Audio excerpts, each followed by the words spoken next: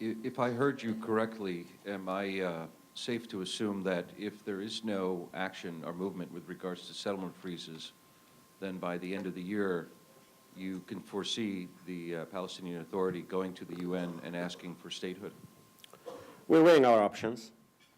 I did not specify timelines. I said our option, the option that we focus on now, that we want to work on now, with good people like Senator Mitchell and his team and others in the administration, is that we want them to succeed. And we really want the Israelis. We want Mr. Netanyahu. And Abu Mazen told him this many times. We met him in Washington, Sharm el-Sheikh, in his home in Jerusalem. And we urged him to make the choice of peace and not settlements. And by the way, Mr. Netanyahu has the key to direct negotiations, not me. I have to admit that. He has the key. And he decided to close the door in my face because I want direct negotiations.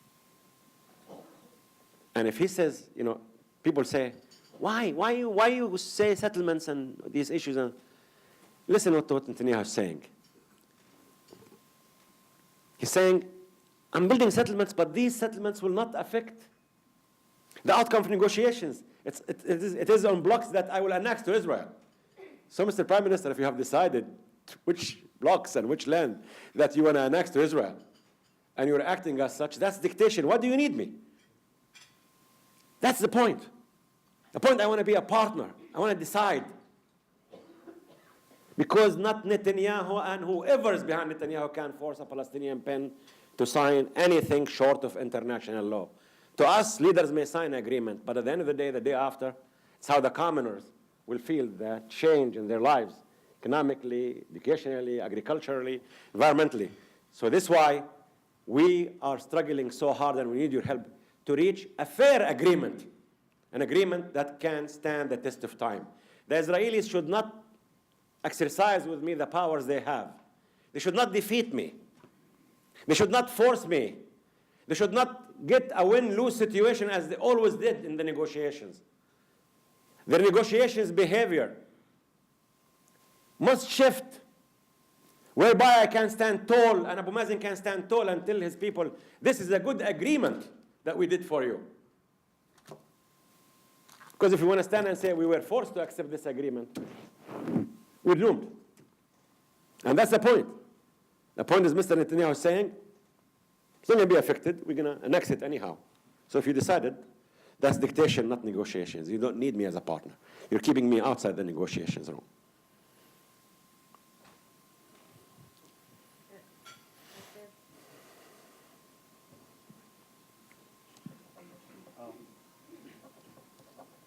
Mr.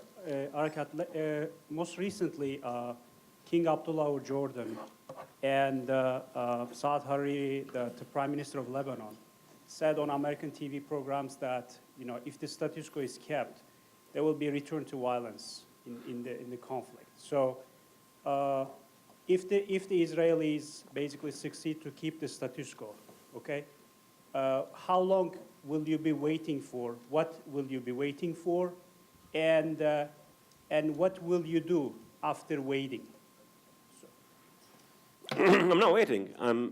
If I'm living a real pain, trying to go to the real game, and my real pain has been, I'm the victim of occupation and terrorism and violence, and yet I'm projected as the evil on earth. And my real gain is with the two-state solution and peace. And you know what? That's the only way to cut the real pain and not violence and more of it. The answer is not violence. The answer is to uproot the reasons for violence, which is injustice, which is occupation. And this year, 2010, Palestinians will celebrate that they are 99% literacy rate. So, Palestinian institution building, I don't need to say anything about it.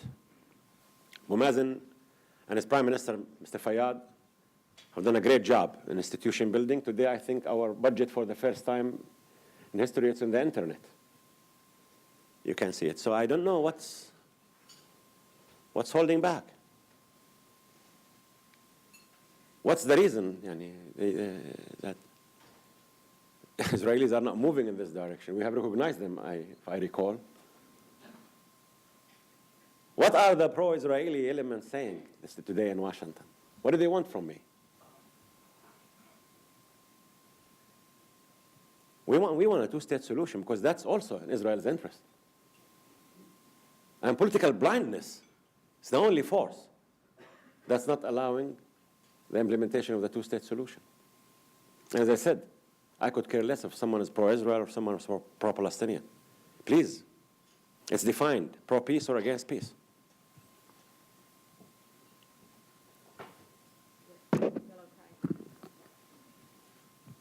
Let me start by saying that you are a great man, and I really admire what you have been doing. Thank you, sir. Thank you. I was wondering if you could elaborate a little bit on the foreign influence in particular. I'm interested to know more about Iran and Iran's influence. I know that you briefly mentioned it, but if you can elaborate a little further.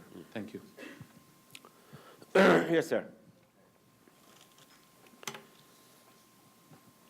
In the 21st century, there came a superpower and took Iran's limitations east, west, north, and south free of charge. And they woke up one morning and looked around them. We're free. No limitations. For the first time in 1,300 years. I sat with Munshahar Muttaqi, the foreign minister of Iran. And I told them, regional power, fine. You're a neighboring country, you're an Islamic country. With your new power, should be responsibility. And we don't see Iran as a threat. What do you care for Hamas or Fatah? Focus on Palestine. Why do you talk about canceling Israel from the map? Why don't you talk about adding Palestine to the map? That's how you help me.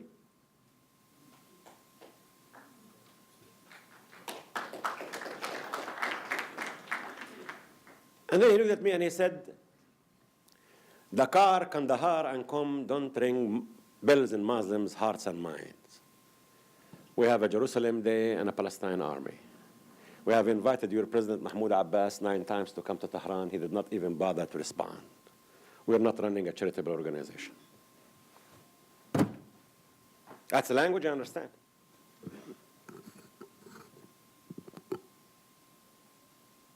A region. Where do we go? What's going on in Afghanistan? Iraq? Somalia? Gaza? South Lebanon? Yemen? Sudan? I'm really worried. I'm really worried. And many of you have served in this region. It's a good region, good people, great people. They strive to achieve and live in good future, in good circumstances. They just like you want to see a future, a better future, in education, healthcare, business, peace. But they don't understand that in 2010, there remains an Israeli occupation of more than 4 million people. There remains people who are using food and drugs, medicines, as swords over the necks of 1.5 million people in Gaza. This happens in 2010. My story is sad, and I said it's difficult to be a Palestinian. But to all Palestinians here, never allow despair into your minds and hearts. Our victory is assured if we take the high ground. We should tell people that we want you to avoid our experience and our suffering. And we want to live and let live. And yes, peacemaking about saving lives of Israelis and Palestinians.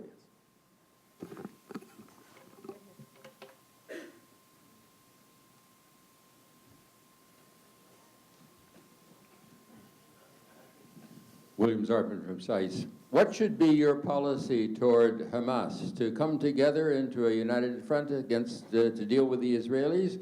And how would you do that? Or to come to an agreement with the Israelis and waive it at Hamas? Well, I want Hamas to understand that nations are formed of political parties. But once people have elections and win elections and form governments, they are the government of all people.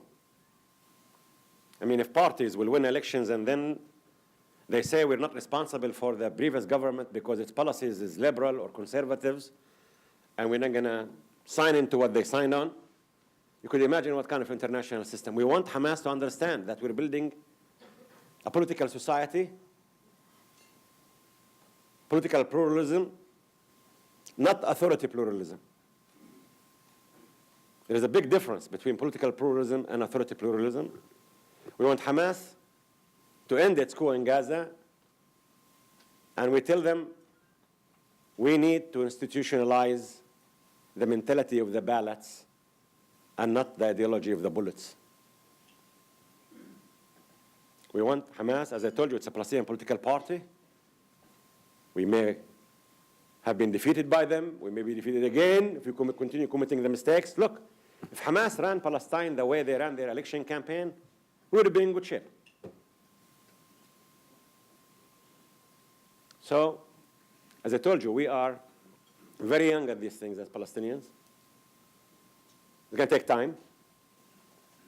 But make sure, at the end of the day, if we can deliver an end-game agreement whereby a Palestinian state will materialize, I don't think we're going to have a problem.